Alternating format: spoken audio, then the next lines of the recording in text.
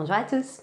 Aujourd'hui, une nouvelle vidéo, nous allons voir ensemble comment compléter un tableau de proportionnalité. Nous avons déjà fait une vidéo sur des nombres qui sont relativement faciles, donc en fait qui nous amènent sur une case avec des nombres entiers, sur une autre case avec des nombres entiers. Nous allons voir du coup dans cette vidéo des nombres qui ne tombent pas forcément sur des nombres entiers, donc un petit peu plus complexes. Nous avons vu que pour compléter un tableau de proportionnalité, il faut multiplier, pour passer d'une case à une autre, par la même chose, donc en haut et en bas, ou multiplier par la même chose en haut et en bas, comme ça, tchouk tchouk tchouk. Donc ça dépend vraiment en fonction de votre tableau, par combien est-ce qu'on va multiplier ou diviser, ou si on fait de ligne à ligne ou de colonne à colonne. Ça dépend des exemples et des cas que vous allez rencontrer dans votre tableau.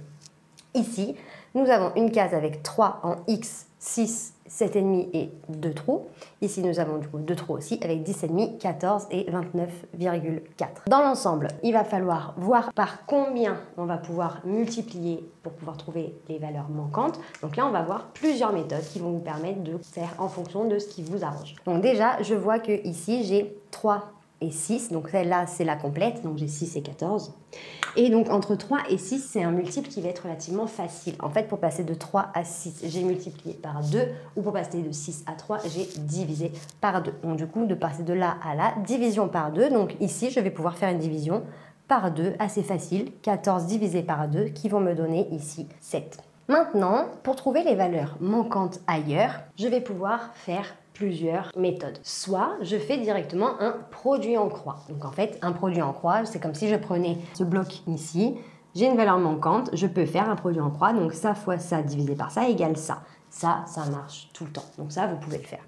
Vous pouvez aussi savoir, pour passer de 14 à 6, donc c'est peut-être plus facile dans ce sens-là, en fait, pour passer de 6 à 14, par combien est-ce que j'ai multiplié? Donc faire 14 divisé par 6 pour trouver le multiple qu'on va pouvoir effectuer pour toutes les lignes de là jusqu'ici. Donc en fait, soit vous faites du haut vers le bas multiplié, du bas vers le haut, vous divisez. Ça, c'est une méthode aussi. Donc déjà, on va regarder quel a été le multiple entre la ligne du haut et la ligne du bas pour pouvoir connaître exactement le multiple à effectuer. Donc si on regarde combien font 14 divisé par 6, ça fait un nombre franchement dégueulasse. Ça fait 2,33333 indéfiniment. Donc concrètement, si vous faites directement ça à la calculatrice, vous n'allez pas pouvoir multiplier par ce nombre-là parce que c'est une valeur approchée. 14 divisé par 6, 14 c'est 7 fois 2, 3 fois 2.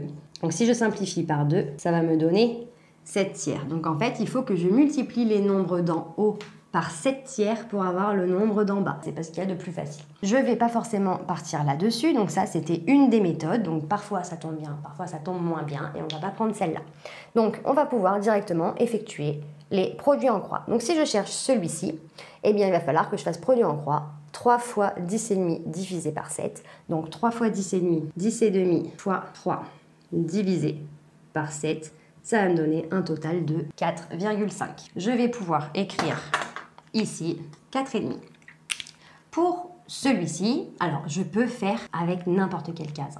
Je peux faire ça fois ça divisé par ça est égal à ça, ou ça fois ça divisé par ça égale ça, ou ça fois ça divisé par ça égale ça.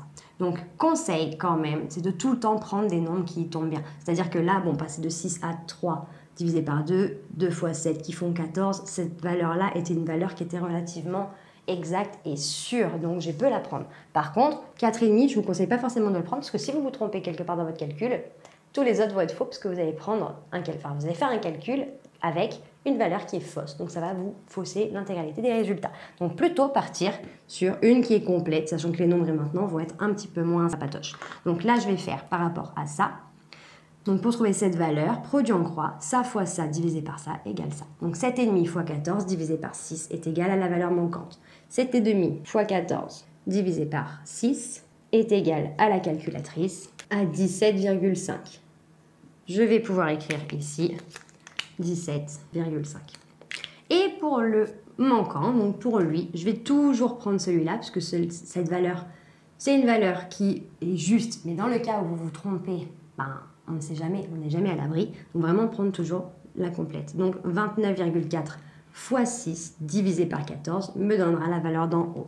Donc je vais marquer 29,4 fois 6 divisé par 14 qui me donne à la calculatrice 12,6 que je peux écrire dans mon tableau maintenant. Donc voilà, j'espère que cette vidéo t'a plu et t'a permis de mieux comprendre comment compléter un tableau de proportionnalité avec des valeurs un petit peu pas sympas. Si tu as la moindre question, n'hésite pas à me la noter en commentaire, je me ferai un plaisir de t'y répondre. Pour nous rejoindre, si ce n'est pas déjà fait sur YouTube, il te suffit d'activer la petite cloche et sur Internet et les différents réseaux sociaux, comme sur Facebook, Instagram et sur Snapchat, on te met tout en barre d'infos pour que tu ne rates aucune information. Et d'ici une très prochaine vidéo, je te dis à très bientôt. Salut!